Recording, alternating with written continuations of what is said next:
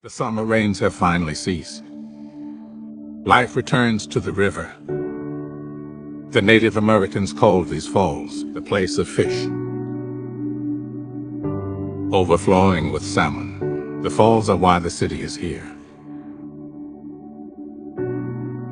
For 12,000 years, more than twice recorded history, they have fed us.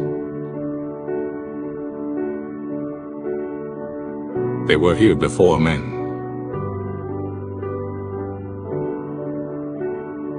And they will be here after we are done.